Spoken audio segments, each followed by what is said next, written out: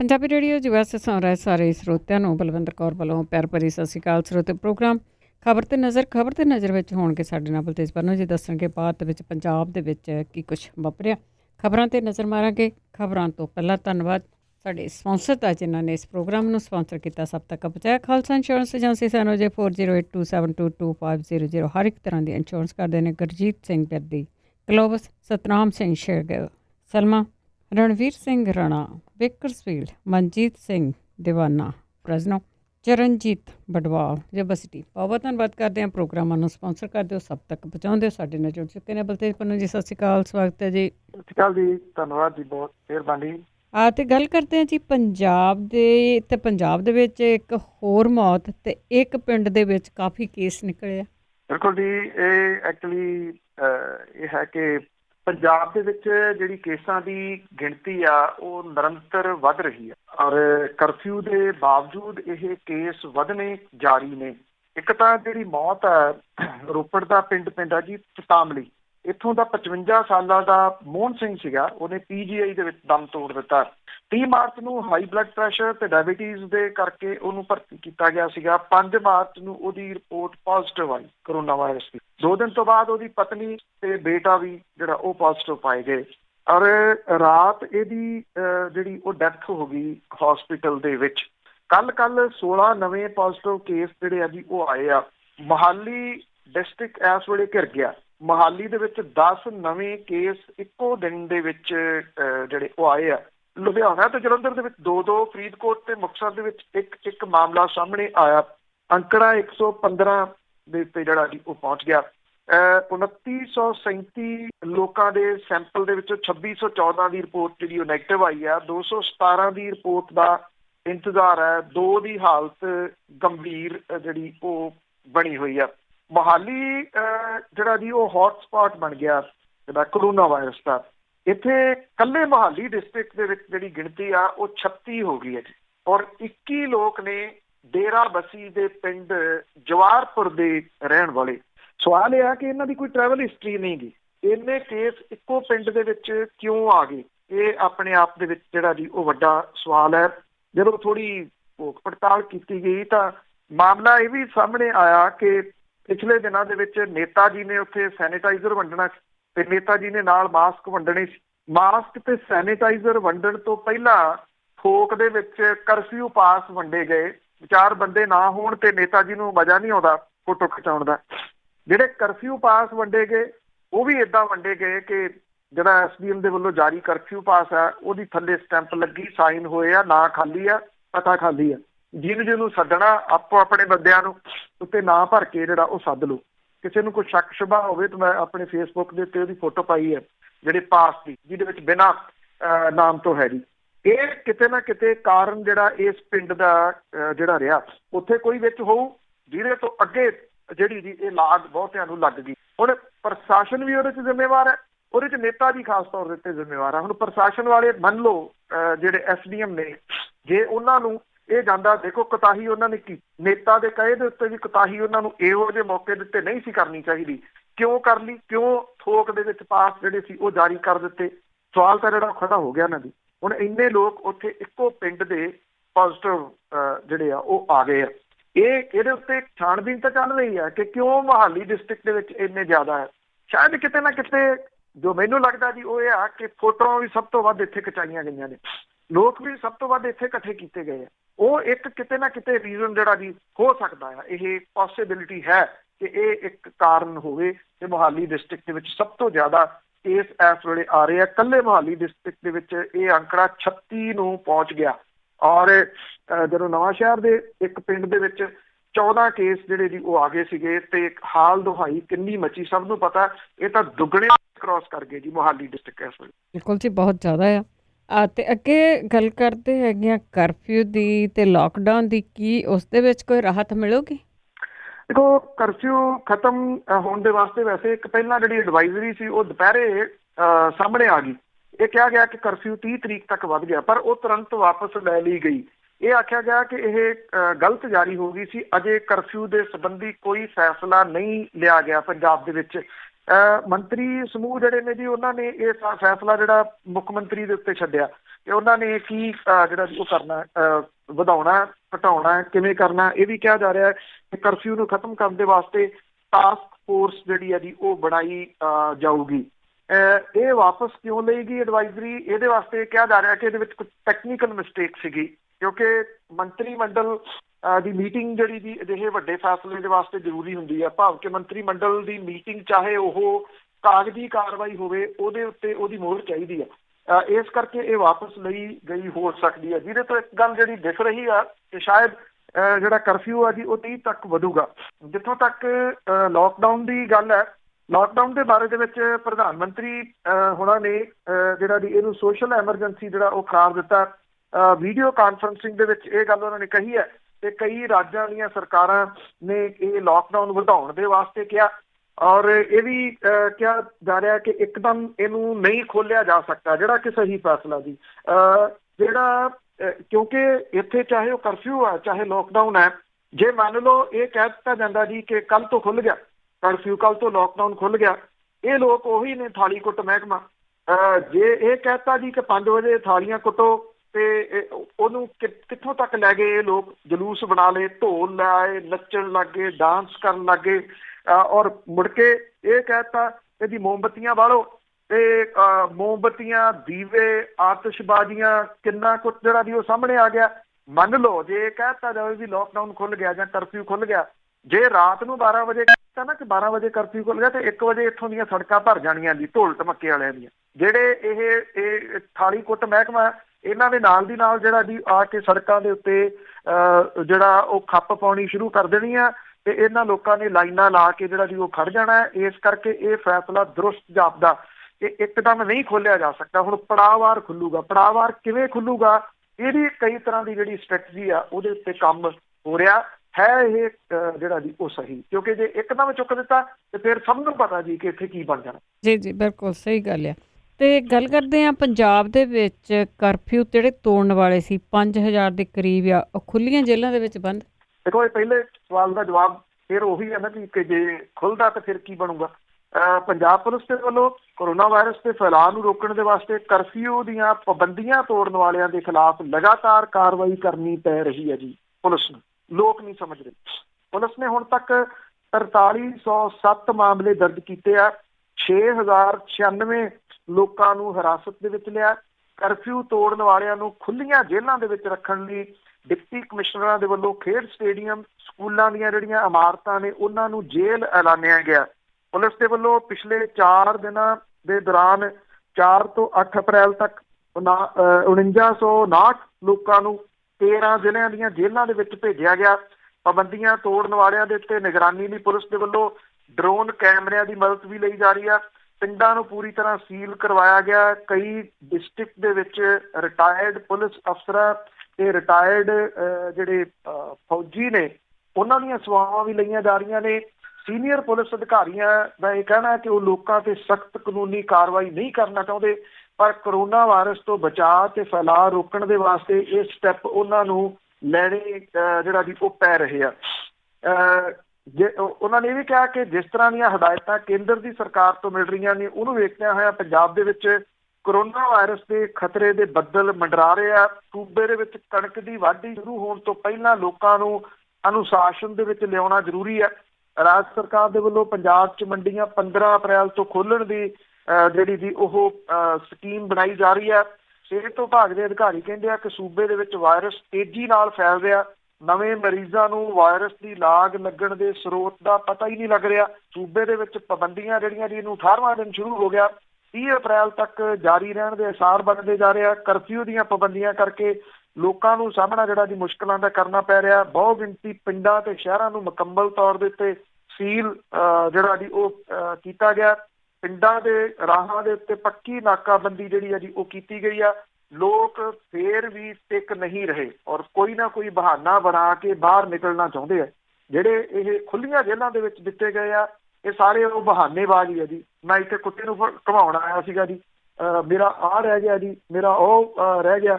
ਇੱਦਾਂ ਦੀਆਂ ਜਿਹੜੀਆਂ ਜੀ ਉਹ ਗੱਲਾਂ ਕਰ ਕਰਕੇ ਕਿਸੇ ਨਾ ਕਿਸੇ ਬਹਾਨੇ ਦੇ ਨਾਲ ਬਾਹਰ ਨਿਕਲ ਰਹੇ ਆ ਜੀ, ਜਿਹੜਾ ਕਿ ਦੂਜਿਆਂ ਦੇ ਵਾਸਤੇ ਵੀ ਮੁਸੀਬਤ ਬਣ ਰਹੇ।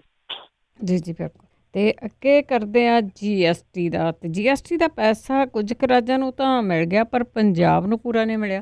ਬਿਲਕੁਲ ਜੀ, ਜਿਹੜੀ ਟੇਕ ਹੈ ਨਾ ਜੀ ਉਹ ਰਾਜਾਂ ਦੀ ਹੁਣ ਸਾਰੀ ਉਹ ਸੈਂਟਰ ਦੇ ਉੱਤੇ ਹੀ ਹੈ ਜੀ, ਖਾਸ ਤੌਰ ਦੇ ਉੱਤੇ GST ਦੇ ਪੈਸੇ ਦੇ ਟੇਕ ਹੈ ਜੀ।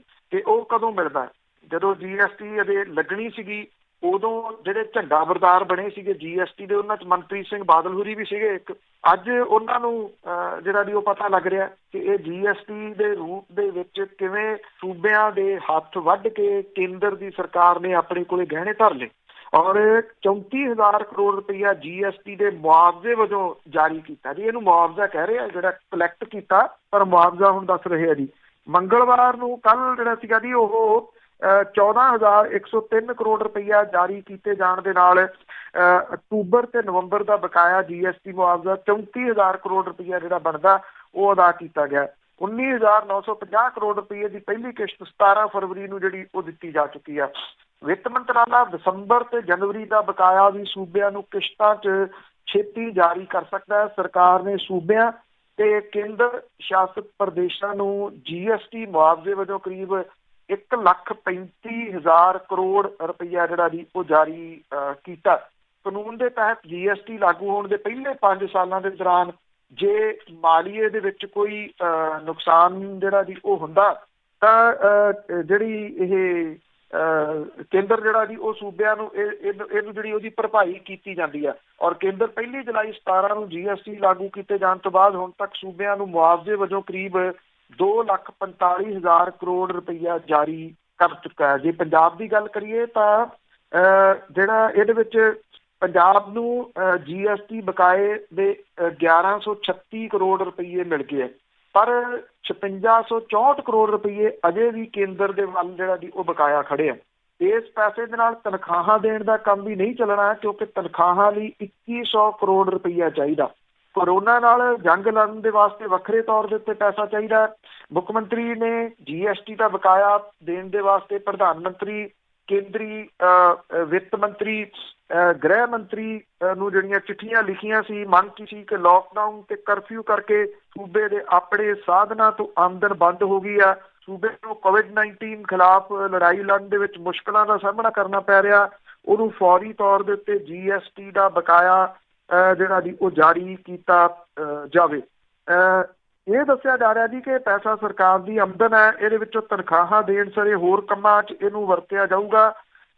ਕਰੋਨਾ ਵਾਇਰਸ ਦੇ ਨਾਲ ਨਿਪਟਣਾ ਇਹ ਪਹਿਲ ਜਿਹੜੀ ਜ਼ਰੂਰ ਹੋਊਗੀ। ਪੰਜਾਬ ਸਰਕਾਰ ਨੂੰ ਡੀਜ਼ਲ, ਪੈਟਰੋਲ, ਸ਼ਰਾਬ, ਜ਼ਮੀਨਾਂ ਦੀ ਖਰੀਦੋ ਫਰੋਖਤ, ਬਾਕੀ ਜਿਹੜੇ ਟੈਕਸ ਆ ਉਹਦੀ ਆਮਦਨ ਬੰਦ ਹੋ ਚੁੱਕੀ ਹੋਈ ਆ।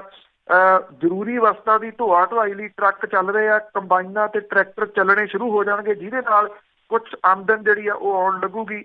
ਜੇ 15 ਅਪ੍ਰੈਲ ਨੂੰ ਲੋਕਡਾਊਨ ਖੁੱਲ੍ਹਦਾ ਹੈ ਤਾਂ ਉਸ ਵੇਲੇ ਤੱਕ ਪੰਜਾਬ ਨੂੰ 4,600 ਕਰੋੜ ਰੁਪਈਏ ਦਾ ਨੁਕਸਾਨ ਹੋ ਚੁੱਕਿਆ ਹੋਊਗਾ। ਇਸ ਵੇਲੇ ਇਕੱਲੀ ਸ਼ਰਾਬ ਤੋਂ ਰੋਜ਼ਾਨਾ 15 ਕਰੋੜ ਰੁਪਈਏ ਤੋਂ ਵੱਧ ਦਾ ਨੁਕਸਾਨ ਹੋ ਰਿਹਾ। ਠੇਕੇ ਖੋਲ੍ਹਣ ਬਾਰੇ ਕੋਈ ਨਾ ਕੋਈ ਛੇਤੀ ਫੈਸਲਾ ਲਏ ਜਾਣ ਦੀ ਉਮੀਦ ਆ ਸਰਕਾਰ ਨੂੰ। ਇਹ ਲੱਗਦਾ ਵੀ ਚਲੋ ਕਿਤੋਂ ਤਾਂ ਜਿਹੜਾ ਜੀ ਉਹ ਪੈਸਾ ਆਵੇ। ਇਹ ਠੇਕੇ ਵੈਸੇ ਤਾਂ ਬੰਦ ਨੇ, ਪਰ ਤੁਹਾਨੂੰ ਪਤਾ ਹੀ ਹੈ ਜੀ ਇੱਥੇ ਬੰਦ ਕਿਹੋ ਜਿਹੇ ਹੁੰਦੇ ਆ। ਜਿਹੜੀ 2 ਨੰਬਰ ਦੇ ਵਿੱਚ ਹੈ ਉਹ ਪਹੁੰਚ ਰਹੀ ਹੈ ਜੀ, ਉਹ ਵਿਕ ਰਹੀ ਆ ਉਸੇ ਤਰੀਕੇ ਦੇ ਨਾਲ। ਉਹ ਵੱਖਰਾ ਰਗੜਾ ਜਿਹੜਾ ਜੀ ਉਹ ਸਰਕਾਰ ਨੂੰ ਲੱਗੀ ਜਾ ਰਿਹਾ। ਰਗੜੇ ਝਗੜੇ ਤਾਂ ਜਿਹਦਾ ਦਾ ਲੱਗਾ ਉਹਨੇ ਲਾਉਣੇ ਹੁਣ। ਤੇ ਅੱਗੇ ਗੱਲ ਕਰਦੇ ਆ ਡਾਕਟਰਾਂ ਦੀ, ਨਰਸਾਂ ਦੀ, ਬਿਨਾਂ ਹਥਿਆਰਾਂ ਤੋਂ ਹੀ ਜੰਗ ਲੜ ਰਹੇ। ਜਿਹੜਾ ਸੁਪਰੀਮ ਕੋਰਟ ਹੈ ਜੀ ਉਹਨਾਂ ਨੇ ਕੱਲ ਕੁਝ ਫੈਸਲੇ ਜਿਹੜੇ ਦਿੱਤੇ ਆ, ਜਿਹਦੇ ਵਿੱਚ ਇੱਕ ਬਹੁਤ ਅਹਿਮ ਫੈਸਲਾ ਹੈ ਕਿ ਜਿਹੜੇ ਇਹਦੇ ਟੈਸਟ ਨੇ ਉਹ ਚਾਹੇ ਸਰਕਾਰੀ ਲੈਬ ਹੈ ਚਾਹੇ ਪ੍ਰਾਈਵੇਟ ਆ, ਉੱਥੋਂ ਮੁਫਤ ਹੋਣਗੇ, ਕੋਈ ਪੈਸਾ ਨਹੀਂ ਲਿਆ ਜਾ ਸਕਦਾ। ਦੂਸਰੀ ਗੱਲ ਜਿਹੜੀ ਬੜੀ ਅਹਿਮ ਟਿੱਪਣੀ ਸੁਪਰੀਮ ਕੋਰਟ ਨੇ ਕੀਤੀ ਆ, ਇਹ ਗੱਲ ਕਹੀ ਆ ਕਿ ਅਸਲ ਸੂਰਬੀਰ ਜਿਹੜੇ ਨੇ ਜੀ ਉਹ ਕਰੋਨਾ ਵਾਇਰਸ ਖਿਲਾਫ ਵਿੱਢੀ ਜੰਗ ਦੇ ਵਿੱਚ ਮੂਹਰੇ ਹੋ ਕੇ ਲੜ ਰਹੇ ਲੋਕ ਨੇ, ਇਹਨਾਂ ਨੂੰ ਬਚਾਉਣ ਦੀ ਲੋੜ ਹੈ। ਔਰ ਇਹ ਉਹਨਾਂ ਨੇ ਡਾਕਟਰ, ਨਰਸ ਤੇ ਜਿਹੜੀਆਂ ਇੱਥੇ ਮੈਡੀਕਲ ਬਾਕੀ ਜਿਹੜਾ ਪੈਰਾਮੈਡੀਕਲ ਸਟਾਫ ਹੈ ਜੀ ਉਹਨਾਂ ਦੇ ਬਾਰੇ ਦੇ ਵਿੱਚ ਇਹ ਅਹਿਮ ਟਿੱਪਣੀ ਕੀਤੀ ਹੈ। ਪੂਰੀ ਦੁਨੀਆ ਦੇ ਵਿੱਚ ਜੇ ਇਸ ਵੇਲੇ ਸਭ ਤੋਂ ਵੱਧ ਰਿਸਪੈਕਟ ਮਿਲ ਰਹੀ ਹੈ ਤਾਂ ਉਹ ਡਾਕਟਰਸ, ਨਰਸਿਸ ਤੇ ਜਿਹੜੇ ਮੈਡੀਕਲ ਸਟਾਫ ਵਾਲੇ ਆ ਉਹਨਾਂ ਨੂੰ ਮਿਲ ਰਹੀ ਹੈ, ਔਰ ਉਹ ਇਹ ਡਿਜ਼ਰਵ ਵੀ ਕਰਦੇ ਆ। ਪਰ ਇੱਥੇ ਪੰਜਾਬ ਦੇ ਹਾਲਾਤ ਜਿਹੜੇ ਜੀ ਉਹ ਪਿਛਲੇ ਸਾਲਾਂ ਦੇ ਦੌਰਾਨ ਕਿਹੋ ਜਿਹੇ ਬਣਾ ਦਿੱਤੇ ਗਏ ਮੈਡੀਕਲ ਸੇਵਾਵਾਂ ਦੇ, ਜਿਹੜਾ ਅਜੇ ਵੀ ਜੇ ਲੋਕਾਂ ਨੂੰ ਸਮਝ ਨਾ ਆਈ ਤੇ ਫਿਰ ਇਹਨਾਂ ਨੂੰ ਕੋਈ ਚੀਜ਼ ਸੁਧਾਰ ਨਹੀਂ ਸਕਦੀ। ਮੁਫਤ ਆਟਾ ਦਾਲ, ਮੁਫਤ ਬਿਜਲੀ, ਮੁਫਤ ਪਾਣੀ ਤੇ ਅੱਧੀਏ ਪਊਏ ਉਹਦੇ ਵਿੱਚ ਲੋਕ ਉਲਝਾ ਕੇ ਰਾਜਨੀਤਿਕ ਲੋਕ ਜਿਹੜੇ ਸੀਗੇ ਜੀ ਉਹ ਪੰਜਾਬ ਦੀਆਂ ਡਿਸਪੈਂਸਰੀਆਂ ਨਿਕਲ ਗਏ, ਪੰਜਾਬ ਦੇ ਸਰਕਾਰੀ ਹਸਪੀਟਲ ਨਿਕਲ ਗਏ। ਦਿੱਲੀ ਦੀ ਸਰਕਾਰ ਨੇ ਤਾਂ ਹੁਣ ਮੁਹੱਲਾ ਕਲੀਨਿਕ ਖੋਲ੍ਹੇ ਆ 5 ਸਾਲ ਪਹਿਲਾਂ, ਉਹਦਾ ਜ਼ਿਕਰ ਪੂਰੀ ਦੁਨੀਆ 'ਚ ਹੁੰਦਾ। ਇੱਥੇ ਕਿਸੇ ਸਮੇਂ ਡਿਸਪੈਂਸਰੀ ਸਿਸਟਮ ਬੜਾ ਸਟਰੋਂਗ ਹੁੰਦਾ ਸੀ, ਉਹ ਸਾਰਾ ਕੁਝ ਇਹ ਸਿਆਸਤਦਾਨ ਖਾ ਗਏ। ਪ੍ਰਾਈਵੇਟ ਹਸਪੀਟਲ ਜਿਹੜੇ ਦਿਓ ਕੱਦ ਹਸਪੀਟਲ ਨੇ ਉਹਨਾਂ ਨੂੰ ਛੋਟ ਦੇ ਦਿੱਤੀ ਗਈ, ਉਹ ਅੱਜ ਮੁਸੀਬਤ ਦੇ ਮੌਕੇ ਦੇ ਉੱਤੇ ਲੋਕਾਂ ਲਈ ਨਹੀਂ ਖੜ ਰਹੇ।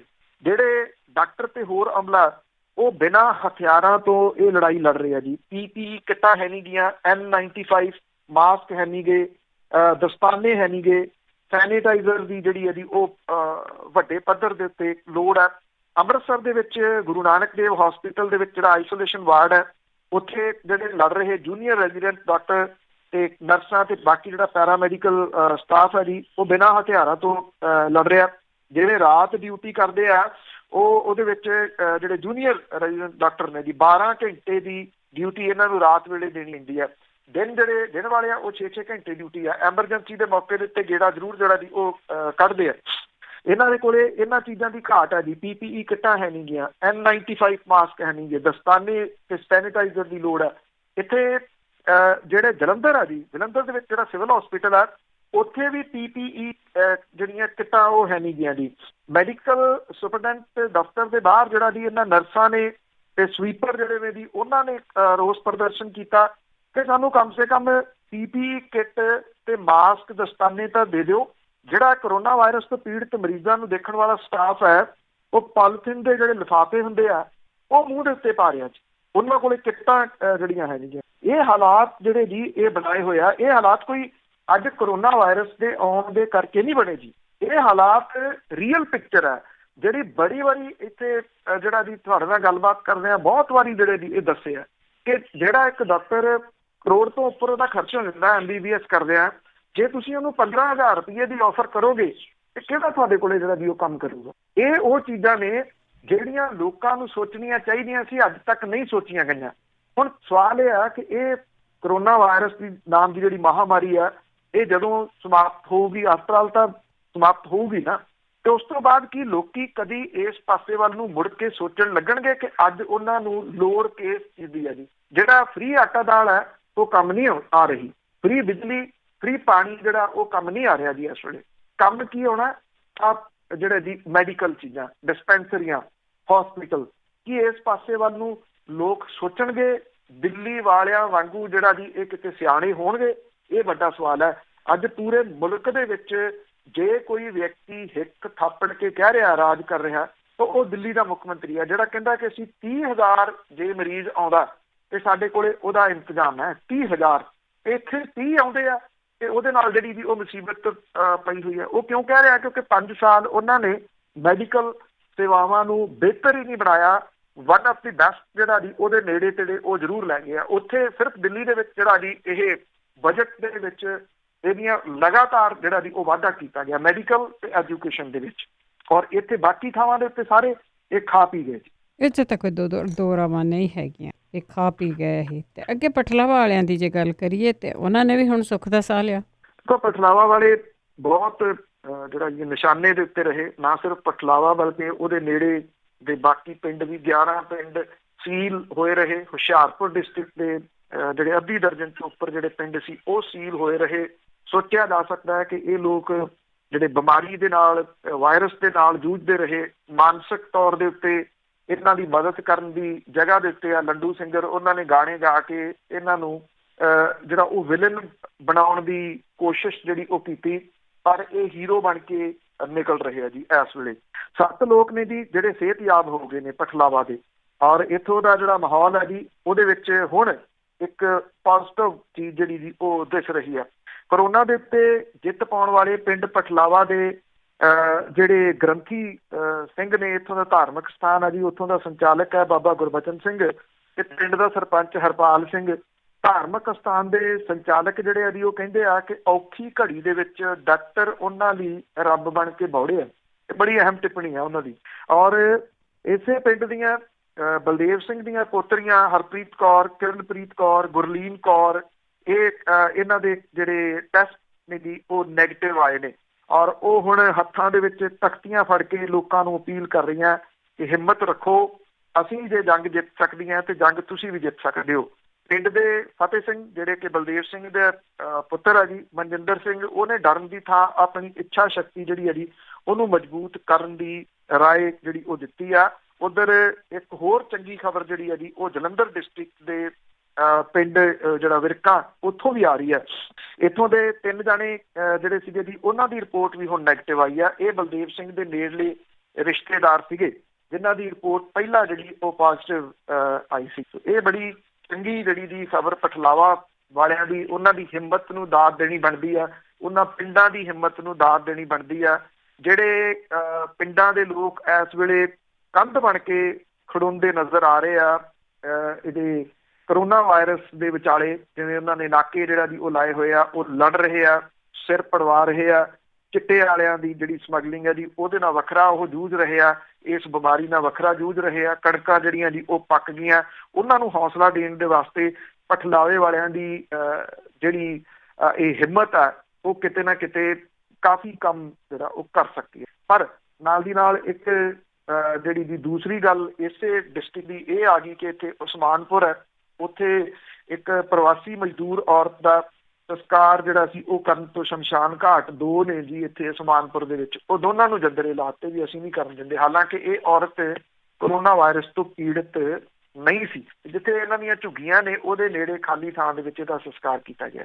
ਇਹ ਤਾਂ ਜੀ ਬਹੁਤ ਕੁਛ ਦੇਖਣ ਨੂੰ ਮਿਲਿਆ ਕਿ ਰਿਸ਼ਤਿਆਂ ਦੀ ਸਾਂਝ, ਭਾਈਚਾਰਕ ਸਾਂਝ, ਸਭ ਕੁਛ ਟੁੱਟ ਰਿਹਾ ਬਿਮਾਰੀ ਕਰਕੇ। ਲੋਕ ਡਰ ਹੀ ਰਹੇ ਆ। ਅਤੇ ਉਸ ਦੇ ਨਾਲ ਨਾਲ ਇੱਕ ਹੁਣ ਅਗਲਾ ਭੰਬਲ ਭੂਸਾ ਪੈਣਾ ਆ ਕਿ ਜਿਹੜੇ ਭਾਈ ਦਰਸ਼ਨ ਸਿੰਘ ਜੀ ਆ ਉਹਨਾਂ ਦਾ ਇਲਾਜ ਚੱਲ ਰਿਹਾ, ਵੀ ਖਰਚਾ ਹੁਣ ਕੌਣ ਕਰੂਗਾ? ਸਰਕਾਰ ਕਰੂਗੀ ਜਾਂ ਉਹਨਾਂ ਦੇ ਸਿਰ ਹੀ ਪਊਗਾ? ਦੇਖੋ, ਕਿਉਂਕਿ ਪਹਿਲਾਂ ਤਾਂ ਜਿਹੜੇ ਭਾਈ ਨਿਰਮਲ ਸਿੰਘ ਹੋਰੀ ਸੀਗੇ ਜੀ ਉਹਨਾਂ ਦੀ ਆਡੀਓ ਇੱਕ ਵਾਇਰਲ ਹੋ ਗਈ ਜਦੋਂ ਉਹਨਾਂ ਦੀ ਡੈਥ ਹੋ ਗਈ। ਉਸ ਤੋਂ ਬਾਅਦ ਕਿ ਉਹਨਾਂ ਦਾ ਇਲਾਜ ਜਿਹੜਾ ਉਹ ਸਹੀ ਨਹੀਂ ਕੀਤਾ ਗਿਆ, ਇਹ ਆਡੀਓ ਦੇ ਵਿੱਚ ਉਹ ਕਹਿੰਦੇ ਆ। ਮੁੜ ਕੇ ਉਹਨਾਂ ਦੇ ਨੇੜਲੇ ਜਿਹੜੇ ਭਾਈ ਦਰਸ਼ਨ ਸਿੰਘ ਹੋਰੀ ਨੇ ਉਹਨਾਂ ਦੀ ਆਡੀਓ ਵਾਇਰਲ ਹੋ ਗਈ। ਆਡੀਓ ਵਾਇਰਲ ਹੋਈ ਤੇ ਮੁੱਖ ਮੰਤਰੀ ਹੋਰਾਂ ਨੇ ਨੋਟਿਸ ਲੈ ਲਿਆ ਤੇ ਨੋਟਿਸ ਜਿਹੜਾ ਲਿਆ ਤੇ ਉਸ ਤੋਂ ਬਾਅਦ ਇਹਨਾਂ ਨੂੰ ਜਿਹੜਾ ਇੱਕ ਦਿਓਕਦ ਹਸਪੀਟਲ ਹੈ ਜੀ ਵੱਡਾ, ਉੱਥੇ ਦਾਖਲ ਕਰਵਾ ਦਿੱਤਾ ਫੋਰਟੀਜ਼ ਦੇ ਵਿੱਚ। ਹੁਣ ਜਿਹੜਾ ਜੀ ਇਹ ਬਣਿਆ ਹੋਇਆ ਸਵਾਲ ਕਿ ਉਹਨਾਂ ਦੇ ਪਰਿਵਾਰ ਦੇ ਜਿਹੜੇ 3 ਜੀ ਇਸ ਵੇਲੇ ਕਰੋਨਾ ਪੀੜਤ ਹੋਣ ਕਰਕੇ ਇਹ ਪ੍ਰਾਈਵੇਟ ਹਸਪੀਟਲ ਦੇ ਵਿੱਚ ਜੇਰੇ ਇਲਾਜ ਹੈ ਕਿ ਉਹਨਾਂ ਦਾ ਖਰਚਾ ਜਿਹੜਾ ਜੀ ਉਹ ਕੌਣ ਦੇਊਗਾ। ਇਹਦੇ ਸੰਬੰਧੀ ਪਰਿਵਾਰ ਜਿਹੜਾ ਜੀ ਉਹ 2 ਚਿੱਤੀ ਦੇ ਵਿੱਚ ਆ ਕਿ ਇਹਦਾ ਖਰਚਾ ਸਰਕਾਰ ਦੇ ਵੱਲੋਂ ਦਿੱਤਾ ਜਾਊਗਾ ਜਾਂ ਪਰਿਵਾਰ ਨੂੰ ਆਪਣੀ ਜੇਬ ਦੇ ਵਿੱਚੋਂ ਜਿਹੜਾ ਜੀ ਉਹ ਖਰਚਾ ਕਰਨਾ ਪਊਗਾ। ਉੱਥੇ ਪਰਿਵਾਰ ਨੇ ਹੁਣ ਇਲਾਜ ਦੇ ਉੱਤੇ ਤਾਂ ਤਸੱਲੀ ਜਿਹੜੀ ਜੀ ਉਹ ਪ੍ਰਗਟ ਕੀਤੀ ਹੈ ਕਿ ਹੁਣ ਉਹਨਾਂ ਦਾ ਇਲਾਜ ਜਿਹੜਾ ਜੀ ਉਹ ਸਹੀ ਹੋ ਰਿਹਾ। ਜਿਹੜਾ ਭਾਈ ਦਰਸ਼ਨ ਸਿੰਘ ਤੇ ਉਹਨਾਂ ਦੇ ਪਰਿਵਾਰ ਦੇ ਮੈਂਬਰ ਜਿਹੜੇ ਜੀ ਉਹ ਗੁਰੂ ਨਾਨਕ ਦੇਵ ਹਸਪੀਟਲ ਦੇ ਵਿੱਚ ਜਿਹੜੇ ਆਈਸੋਲੇਸ਼ਨ ਵਾਰਡ ਦੇ ਵਿੱਚ ਜੇਰੇ ਇਲਾਜ ਸੀਗੇ, ਪਰ ਉੱਥੋਂ ਸੰਤੁਸ਼ਟ ਨਹੀਂ ਸੀਗੇ। ਆਡੀਓ ਜਿਹੜੀ ਉਹ ਰਿਲੀਜ਼ ਹੋਈ ਤੇ ਮੁੱਖ ਮੰਤਰੀ ਨੇ ਸੰਪਰਕ ਕਰਕੇ ਇਹਨਾਂ ਨੂੰ ਜਿਹੜਾ ਜੀ ਇੱਥੇ ਫੋਰਟੀਜ਼ ਦੇ ਵਿੱਚ ਤਬਦੀਲ ਕਰਵਾਤਾ ਸੀਗਾ। ਭਾਈ ਦਰਸ਼ਨ ਸਿੰਘ ਹੋਰਾਂ ਦਾ ਬੇਟਾ ਜਿਹੜਾ ਜੀ ਇਸ ਵੇਲੇ ਆਪਣੀ ਪਤਨੀ ਬੱਚੀ ਸਣੇ ਘਰ ਦੇ ਵਿੱਚ ਜਿਹੜਾ ਜੀ ਉਹ ਇਹ ਕੁਆਰੰਟਾਈਨ ਹੈ, ਔਰ ਉਹਨੇ ਇਹ ਕਿਹਾ ਕਿ ਪ੍ਰਾਈਵੇਟ ਹਸਪੀਟਲ ਦੇ ਵਿੱਚ ਉਹਦੇ ਪਿਤਾ ਤੇ ਹੋਰ ਮੈਂਬਰਾਂ ਦਾ ਇਲਾਜ ਤਸੱਲੀ ਬਖਸ਼ ਜਿਹੜਾ ਜੀ ਉਹ ਚੱਲ ਰਿਹਾ। ਔਰ ਇਹ ਵੀ ਕਿਹਾ ਕਿ ਮੁੱਖ ਮੰਤਰੀ ਦਫ਼ਤਰ ਤੋਂ ਇਲਾਜ ਦੇ ਖਰਚ ਸੰਬੰਧੀ ਆਦੇਸ਼ ਆਉਣ ਦੀ ਉਡੀਕ ਹੈ, ਕਿਉਂਕਿ ਮੁੱਖ ਮੰਤਰੀ ਨੇ ਭਰੋਸਾ ਦਿੱਤਾ ਸੀਗਾ ਕਿ ਪਰਿਵਾਰ ਦਾ ਇਲਾਜ ਸਰਕਾਰ ਦੇ ਵੱਲੋਂ ਜਿਹੜਾ ਉਹ ਕਰਾਇਆ ਜਾਊਗਾ। ਫੋਰਟੀਜ਼ ਹਸਪੀਟਲ ਦੇ ਵਿੱਚ ਉਹਨਾਂ ਦੇ ਪਿਤਾ, ਉਹਨਾਂ ਦੀ ਮਾਤਾ, ਬੇਟਾ ਤੇ ਭਰਾ ਜਿਹੜੇ ਇਲਾਜ ਨੇ ਜੀ। ਅਜੇ ਤੱਕ ਸਰਕਾਰ ਦੇ ਵੱਲੋਂ ਇਸ ਖਰਚੇ ਸੰਬੰਧੀ ਜਿਹੜਾ ਜੀ ਉਹ ਨਹੀਂ ਕੁਝ ਦਿੱਤਾ ਗਿਆ। ਜਿਹੜੇ ਫੋਰਟੀਜ਼ ਐਸਕੋਟ ਹਸਪੀਟਲ ਹੈ ਉਹਦੇ ਜਿਹੜੇ ਡਾਇਰੈਕਟਰ ਨੇ ਉਹਨੇ ਇਹ ਕਿਹਾ ਕਿ ਸਰਕਾਰ ਦੇ ਵੱਲੋਂ ਸਾਡੇ ਕੋਲੇ ਕੋਈ ਦਸਤਾਵੇਜ਼ ਚਿੱਠੀ ਨਹੀਂ ਆਈ ਜਿਹਦੇ ਵਿੱਚ ਇਹ ਇਲਾਜ ਦਾ ਖਰਚਾ ਸਰਕਾਰ ਵੱਲੋਂ ਦੇਣ ਦੀ ਗੱਲ ਆਖੀ ਗਈ ਹੋਵੇ। ਉਹਨਾਂ ਨੇ ਇਹ ਕਿਹਾ ਕਿ ਭਾਵੇਂ ਇਲਾਜ ਲਈ ਪੈਸੇ ਜਮ੍ਹਾਂ ਕਰਾਉਣ ਦੀ ਲੋੜ ਹੈ, ਪਰ ਹਸਪਤਾਲ ਪ੍ਰਬੰਧਕਾਂ ਦੇ ਵੱਲੋਂ ਇਲਾਜ ਦੇ ਵਿੱਚ ਕੋਈ ਰੁਕਾਵਟ ਨਹੀਂ ਆਉਣ ਦਿੱਤੀ ਜਿਹੜਾ ਜੀ ਉਹ ਜਾਊਗੀ। ਅਸਲ 'ਚ ਕੀ ਆ ਕਿ ਕਈ ਵਾਰੀ ਮੇਰੀ ਜੀ ਇਹ ਗੱਲ ਚੱਲੀ ਹੈ ਕਿ ਜਿਹੜੇ ਬੱਚੇ ਨੇ ਤੁਸੀਂ ਉਹਨਾਂ ਨੂੰ ਕਿਹੜੀਆਂ ਚੀਜ਼ਾਂ ਦਿਖਾ ਕੇ ਲਿਆਉਂਦੇ ਹੋ ਕਿ ਜੀ ਚਲੋ ਤੁਹਾਨੂੰ ਬਿਲਡਿੰਗ ਵਿਖਾ ਕੇ ਲਿਆਈਏ, ਬਿਲਡਿੰਗ ਵਿਖਾ ਕੇ ਲਿਆਈਏ। ਇੱਕ ਵਾਰੀ ਇੱਥੇ ਬੱਚਿਆਂ ਦਾ ਜਿਹੜਾ ਇਕੱਠ ਸੀ ਉੱਥੇ ਮੈਂ ਇਹ ਗੱਲ ਕਹੀ ਸੀ ਕਿ ਸਕੂਲ ਜਿਹੜੇ ਨੇ ਇਹਨਾਂ ਬੱਚਿਆਂ ਨੂੰ ਵੱਡੇ ਵੱਡੇ ਪ੍ਰਾਈਵੇਟ ਹਸਪੀਟਲ ਜਾ ਕੇ ਵਿਖਾਉਣ। ਉਹ ਇਸ ਕਰਕੇ ਵਿਖਾਉਣ ਕਿ ਇੱਥੇ ਸਾਡੇ ਹਾਲਾਤ ਕੀ ਬਣਦੇ ਆ। ਉੱਥੇ ਜਦੋਂ ਕਿਸੇ ਪਰਿਵਾਰ ਦਾ ਨਾਮ ਲੈ ਕੇ ਬੋਲਿਆ ਜਾਂਦਾ ਨਾ ਕਿ ਫਲਾਂ ਜਿਹੜੇ ਮਰੀਜ਼ ਦੇ ਰਿਸ਼ਤੇਦਾਰ ਨੇ ਉਹ ਤੁਰੰਤ ਸੰਪਰਕ ਕਰਨ, ਉਹਦਾ ਮਤਲਬ ਇਹ ਹੁੰਦਾ ਸਾਡੇ ਪੈਸੇ ਮੁੱਕ ਗਏ ਤੇ ਆਓ ਪੈਸੇ ਹੋਰ ਜਮਾ ਜਿਹੜੇ ਜੀ ਉਹ ਕਰਾਓ। ਜਦੋਂ ਉਹ ਆਵਾਜ਼ ਪੈਂਦੀ ਆ ਤੇ ਜਿਹੜਾ ਉਹ ਕਾਲਜੇ ਦਾ ਰੁੱਗ ਭਰਨ ਵਾਲੀ ਜਿਹੜੀ ਜੀ ਉਹ ਗੱਲ ਹੁੰਦੀ ਕਿਸੇ ਦੀ, ਜਿਹਦਾ ਮਰੀਜ਼ ਉੱਥੇ ਉਸ ਹਸਪੀਟਲ ਦੇ ਵਿੱਚ ਜ਼ਿੰਦਗੀ ਮੌਤ ਦੀ ਲੜਾਈ ਲੜ ਰਿਹਾ ਹੁੰਦਾ। ਜੇ ਭਾਈ ਦਰਸ਼ਨ ਸਿੰਘ ਦੇ ਪਰਿਵਾਰ ਦੇ ਮੈਂਬਰ ਅੱਜ ਫਿਕਰ ਜਿਹੜਾ ਜੀ ਇਹ ਜ਼ਾਹਰ ਕਰ ਰਹੇ ਆ ਕਿ ਕੀ ਬਣੂਗਾ, ਸਰਕਾਰ ਦੇਊਗੀ, ਅਸੀਂ ਦੇਵਾਂਗੇ, ਉਹ ਪੈ ਰਹੀਆਂ ਆਵਾਜ਼ਾਂ ਹੀ ਨੇ, ਕਿਉਂਕਿ ਇਹਨਾਂ ਨੇ ਤਾਂ ਘੱਟ ਨਹੀਂ ਨਾ ਕਰਨੀ। ਇਹਨਾਂ ਹਸਪੀਟਲਾਂ ਨੂੰ ਇਹਦੇ ਨਾਲ ਨਹੀਂ ਕੋਈ ਹੈਗਾ ਕਿ ਕੋਈ ਮਹਾਮਾਰੀ ਫੈਲੀ ਹੋਈ ਆ ਜਾਂ ਅਸੀਂ ਉੱਥੇ ਲੋਕਾਂ ਦੀ ਮਦਦ ਜਿਹੜੀ ਹੈ ਜੀ ਉਹ ਕਰਨੀ ਆ। ਨਾ, 80% OPD ਇਹਨਾਂ ਨੇ ਬੰਦ ਕੀਤੀਆਂ ਹੋਈਆਂ ਨੇ ਜੀ, ਔਰ ਕੁਝ ਹਸਪੀਟਲਾਂ ਨੇ ਤਾਂ ਗੇਟ ਦੇ ਮੂਹਰੇ ਲਿਖ ਕੇ ਲਾਇਆ ਖੰਘ ਜ਼ੁਕਾਮ ਬੁਖਾਰ ਹੈ ਤੇ ਸਰਕਾਰੀ ਹਸਪਤਾਲ ਦਾ ਰਾਹ ਇੱਧਰ ਨੂੰ। ਜੀ ਜੀ ਜੀ। ਤੇ ਅੱਗੇ ਅਖੀਰ ਦੇ ਵਿੱਚ ਆਪਾਂ ਗੱਲ ਕਰਦੇ ਹੈਗੇ ਆ, ਜਿਹੜਾ ਰਾਸ਼ਨ ਸੀਗਾ ਜਿਹੜਾ ਉਹ ਵੰਡਿਆ ਜਾਣਾ ਸੀਗਾ, ਉਹ ਹਜੇ 30% ਹੀ ਵੰਡਿਆ ਗਿਆ ਕਿ ਉਹਦੇ ਉੱਤੇ ਪੋਲਿਟਿਕਸ ਹੀ ਹੋਈ ਜਾਂਦੀ ਹਜੇ? ਉਹ ਬਿਲਕੁਲ ਜੀ, ਉਹ ਤਾਂ ਡੇ ਫਸਟ ਤੋਂ ਹੀ ਚੱਲ ਰਹੀ ਹੈ। ਪਹਿਲਾਂ ਤਾਂ ਝੋਲੇ ਛਾਪ ਕੇ ਨਹੀਂ ਸੀ ਆਏ ਤੇ ਝੋਲਿਆਂ ਦੇ ਉੱਤੇ ਕਿਉਂਕਿ ਮੁੱਖ ਮੰਤਰੀ ਹੋਰਾਂ ਦੀ ਫੋਟੋ ਲੱਗਣੀ ਸੀ, ਉਹਦੇ ਕਰਕੇ ਲੇਟ ਹੋ ਗਿਆ। ਉਹ ਜ਼ਰੂਰੀ ਸੀ, ਲੋਕਾਂ ਨੂੰ ਇਹ ਅਹਿਸਾਸ ਤਾਂ ਰਵੇ ਨਾ ਕਿ ਤੁਹਾਡੇ ਮਾਈ ਬਾਪ ਅਸੀਂ ਔਰ ਤੁਹਾਨੂੰ ਅਸੀਂ ਸਾਰਾ ਕੁਝ ਜਿਹੜਾ ਜੀ ਇਹ ਦੇ ਰਹੇ ਹਾਂ। ਜੇ ਅਸੀਂ ਨਾ ਦਈਏ ਤਾਂ ਤੁਸੀਂ ਭੁੱਖੇ ਮਰ ਜਾਓ।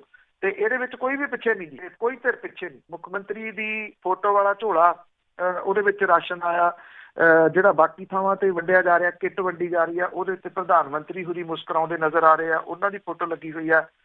ਇੱਥੇ ਅੰਮ੍ਰਿਤਸਰ ਦੇ ਵਿੱਚ ਨਵਜੋਤ ਸਿੰਘ ਸਿੱਧੂ ਹੋਰਾਂ ਨੇ ਵੰਡਿਆ, ਉਹਨਾਂ ਨੇ ਆਪਣੇ ਝੋਲਾ ਛਪਵਾ ਲਿਆ, ਉਹਦੇ ਉੱਤੇ ਆਪਣੇ ਚੈਨਲ ਦੀ ਫੋਟੋ ਵੀ ਲਾ ਲਈ ਤੇ ਆਪਣੇ ਦੋਨਾਂ ਜਾਣਿਆਂ ਦੀ ਫੋਟੋ ਵੀ ਜਿਹੜੀ ਸੀ ਉਹ ਵੀ ਲਾ ਲਈ। ਇਹ ਕਿੰਨੇ ਜਿਹੜਾ ਜੀ ਉਹ ਵੱਡੇ ਗਏ ਆ, ਇਹ ਤੋਂ ਤੁਸੀਂ ਅੰਦਾਜ਼ਾ ਲਾ ਸਕਦੇ ਕਿ 30% ਅਜੇ ਰਾਸ਼ਨ ਦੀ ਵੰਡ ਹੋਈ ਆ। ਵੱਡੀ ਅੜਚਣ ਰਾਸ਼ਨ ਦੀ ਦੂਰੀ ਪੈਕਿੰਗ ਹੈ। ਪੰਜਾਬ ਦੇ 4 ਜ਼ਿਲ੍ਹਿਆਂ ਦੇ ਵਿੱਚ ਖੁੱਲੀ ਦਾਲ ਪੁੱਜੀ ਆ ਜਿੱਥੋਂ ਉਹਦੀ ਪੈਕਿੰਗ ਹੋ ਰਹੀ ਹੈ। ਹਰ ਡਿਸਟ੍ਰਿਕਟ ਪੱਧਰ ਦੇ ਉੱਤੇ ਸਮੱਗਰੀ ਦੀ ਮੁੱਖ ਮੰਤਰੀ ਦੀ ਤਸਵੀਰ ਵਾਲੇ ਥੈਲੇ ਦੇ ਵਿੱਚ ਫਿਰ ਪੈਕਿੰਗ ਹੁੰਦੀ ਆ। ਔਰ ਸਰਕਾਰੀ ਰਾਸ਼ਨ ਦੀ ਵੰਡ ਦਾ ਕੰਮ ਹਾਕਮ ਧਿਰ ਦੇ ਹਲਕਾ ਵਿਧਾਇਕ, ਵਜ਼ੀਰ, ਹਲਕਾ ਇੰਚਾਰਜਾਂ ਦੇ ਵੱਲੋਂ ਕੀਤਾ ਜਾ ਰਿਹਾ। ਵਿਰੋਧੀ ਧਿਰ ਦੇ ਵਿਧਾਇਕ ਇਸ ਸਕੀਮ ਦੇ ਵਿੱਚੋਂ ਟੋਟਲੀ ਆਊਟ ਨੇ। ਹਾਰੇ ਹੋਏ ਉਮੀਦਵਾਰ ਰਾਸ਼ਨ ਵੰਡ ਰਹੇ ਆ। ਫਿਰੋਜ਼ਪੁਰ ਦੇ ਵਿੱਚ 36,000 ਥੈਲਿਆਂ ਦੀ ਵੰਡ ਹੋਣੀ ਆ। ਅਜੇ 9500 ਥੈਲੇ ਨੋਡਲ ਅਫਸਰਾਂ ਦੇ ਹਵਾਲੇ ਕੀਤੇ ਗਏ ਆ ਜਿਨ੍ਹਾਂ ਨੇ ਲੋਕਾਂ ਦੇ ਵਿੱਚ ਰਾਸ਼ਨ ਜਿਹੜਾ ਜੀ ਉਹ ਵੰਡਣਾ। ਕਰੀਬ 1000 ਥੈਲਾ ਰੋਜ਼ ਜਿਹੜਾ ਜੀ ਉਹ ਤਿਆਰ ਹੋ ਰਿਹਾ। ਖੰਡ ਫਾਜ਼ਿਲਕਾ ਤੇ ਦਾਲ ਤਰਨਤਾਰਨ ਤੋਂ ਆ ਰਹੀ ਹੈ। ਔਰ ਇਹ ਕਿਹਾ ਜਾ ਰਿਹਾ ਕਿ ਜਿਵੇਂ ਜਿਵੇਂ ਸਪਲਾਈ ਆ ਰਹੀ ਆ ਉੱਦਾਂ ਉੱਦਾਂ ਅੱਗੇ ਜਿਹੜਾ ਜੀ ਉਹ ਵੰਡਾਂਗੇ। ਵਿਧਾਨ ਸਭਾ ਹਲਕੇ ਦੇ ਹਰ ਵਿਧਾਨ ਸਭਾ ਹਲਕੇ ਦੇ ਵਿੱਚ 8500 ਥੈਲੇ ਵੰਡੇ ਜਾਣੇ ਆ। ਇਸ ਹਿਸਾਬ ਦੇ ਨਾਲ ਹੁਸ਼ਿਆਰਪੁਰ ਦੇ ਵਿੱਚ ਤਕਰੀਬਨ 60,000 ਥੈਲਿਆਂ ਦੀ ਵੰਡ ਹੋਣੀ ਹੈ। ਹੁਣ ਤੱਕ ਹੁਸ਼ਿਆਰਪੁਰ ਦੇ ਵਿੱਚ 7000 ਥੈਲੇ ਵੰਡੇ ਗਏ ਆ। 60,000 ਵੰਡੇ ਜਾਣੇ ਆ, 7000 ਜਿਹੜੇ ਜੀ ਉਹ ਵੰਡੇ ਗਏ ਆ। ਅੰਮ੍ਰਿਤਸਰ ਡਿਸਟ੍ਰਿਕਟ ਦੇ ਵਿੱਚ 11 ਵਿਧਾਨ ਸਭਾ ਹਲਕੇ ਆ, ਉੱਥੇ ਕੁਝ 93,500 ਥੈਲੇ ਪਹਿਲੇ ਪੜਾਅ ਦੇ ਵਿੱਚ ਵੰਡੇ ਜਾਣੇ ਆ। 93,500 ਤੇ ਹੁਣ ਤੱਕ 9,000 ਥੈਲਿਆਂ ਦੀ ਪੈਕਿੰਗ ਹੀ ਹੋਈ ਹੈ। ਕਿੱਥੇ 93,500 ਤੇ ਕਿੱਥੇ 9,000। ਔਰ ਇਹਦੇ ਵਿੱਚੋਂ 9900 ਥੈਲਿਆਂ ਦੀ ਵੰਡ ਕੀਤੀ ਗਈ ਆ। 9,000 ਅਜੇ ਤੱਕ ਵੰਡੇ ਗਏ ਆ। ਰੋਪੜ ਦੇ ਵਿੱਚ 26,000 ਥੈਲੇ ਵੰਡੇ ਜਾਣੇ ਆ ਜਿੱਥੇ ਅਜੇ ਤੱਕ 12,500 ਜਿਹੜੇ ਉਹ ਵੰਡੇ ਗਏ ਆ। ਬਠਿੰਡਾ ਡਿਸਟ੍ਰਿਕਟ ਦੇ ਵਿੱਚ 50,000 ਥੈਲਿਆਂ ਦੀ ਵੰਡ ਕੀਤੀ ਜਾਣੀ ਆ ਜਿਹਦੇ ਵਿੱਚੋਂ ਅਜੇ 10,000 ਥੈਲਿਆਂ ਦੀ ਪੈਕਿੰਗ ਹੋਈ ਹੈ, ਜਦੋਂ ਕਿ ਵੰਡ ਵਾਸਤੇ 5,000 ਥੈਲੇ ਜਿਹੜੇ ਜੀ ਉਹ ਅੱਗੇ ਭੇਜੇ ਜਿਹੜਾ ਜੀ ਉਹ ਗਏ ਆ। ਇਹ ਸਾਰੇ ਜਗ੍ਹਾ ਦੇ ਉੱਤੇ ਹੀ ਇਸੇ ਤਰ੍ਹਾਂ ਚੱਲ ਰਿਹਾ ਜੀ। ਡਿਸਟ੍ਰਿਕਟ ਸੰਗਰੂਰ ਦੇ ਵਿੱਚ 60,000 ਲੋੜਵੰਦਾਂ ਨੂੰ ਇਹ ਰਾਸ਼ਨ ਦਿੱਤਾ ਜਾਣਾ, ਪਰ 25,000 ਥੈਲੇ ਜਿਹੜੇ ਸੰਬੰਧਿਤ SDM ਦੇ ਹਵਾਲੇ ਜਿਹੜੇ ਆ ਜੀ ਗਏ ਆ। ਲੋਕਾਂ ਦੇ ਘਰਾਂ ਦੇ ਵਿੱਚ ਪਿਆ ਹੋਇਆ ਸਮਾਨ ਜਿਹੜੇ ਮਜ਼ਦੂਰ ਨੇ ਜੀ ਉਹ ਮੁੱਕ ਗਿਆ। ਬਹੁਤ ਸਾਰੀਆਂ ਸਮਾਜ ਸੇਵੀ ਸੰਸਥਾਵਾਂ ਜਿਹੜੀਆਂ ਜੀ ਉਹ ਜਿਉਂ ਕਰਫਿਊ ਲੱਗਿਆ ਸੀ ਜੀ ਲਗਾਤਾਰ ਕੋਸ਼ਿਸ਼ ਕਰਦੀਆਂ ਰਹੀਆਂ ਨੇ, ਅੱਜ ਵੀ ਕਰ ਰਹੀਆਂ ਨੇ। ਪਰ ਸਵਾਲ ਜਿਹੜਾ ਜੀ ਇਹ ਆ ਰਿਹਾ ਕਿ ਹੁਣ ਇੰਨੇ ਦਿਨ ਬੀਤ ਜਾਣ ਤੋਂ ਬਾਅਦ ਆਫਟਰ ਆਲ ਉਹਨਾਂ ਦੇ ਕੋਲੇ ਵੀ ਤਾਂ ਇੱਕ ਲਿਮਿਟ ਹੈ, ਓਵਰ ਲਿਮਿਟ ਉਹ ਵੀ ਕਿੱਥੋਂ ਤੱਕ ਜਿਹੜਾ ਜੀ ਉਹ ਜਾਣਗੇ। ਫਿਰ ਸਾਰੀ ਆਸ ਜਿਹੜੀ ਸਰਕਾਰ ਤੇ ਲੱਗਣੀ ਹੈ। ਬਸ ਆਹੀ ਇਹਦੀ ਵਿਚਲੀ ਕੜੀ ਹੈ ਜੀ। ਜਿੰਨੀ ਦੇਰ ਤੱਕ ਤੜਪਦੇ ਨਹੀਂ ਉਨੀ ਦੇਰ ਤੱਕ ਕਿੱਥੋਂ ਪਹੁੰਚ। ਬਿਲਕੁਲ, ਮੈਂ ਤਾਂ ਤਰਲੇ ਕਰਕੇ ਲੈਣਗੇ। ਬਹੁਤ ਬਹੁਤ ਧੰਨਵਾਦ ਬਲਤੇਜ ਪੰਨੂ ਜੀ। ਮਿਹਰਬਾਨੀ ਜੀ, ਧੰਨਵਾਦ। ਸਤਿ ਸ਼੍ਰੀ ਅਕਾਲ ਜੀ। ਤੇ ਸਰੋਤੇ ਸਨ ਬਲਤੇਜ ਪੰਨੂ ਜੀ ਸਾਡੇ ਨਾਲ ਜੁੜਦੇ ਨੇ, ਕਰਦੇ ਨੇ ਖਬਰਾਂ। ਇਸੇ ਦੇ ਨਾਲ ਸਾਡਾ ਅੱਜ ਦਾ ਬੁਲਟਨ ਇੱਥੇ ਸਮਾਪਤ। ਬਲਵਿੰਦਰ ਕੌਰ ਵੱਲੋਂ ਆਪ ਸਭ ਨੂੰ ਪਿਆਰ ਭਰੀ ਸਤਿ ਸ਼੍ਰੀ ਅਕਾਲ।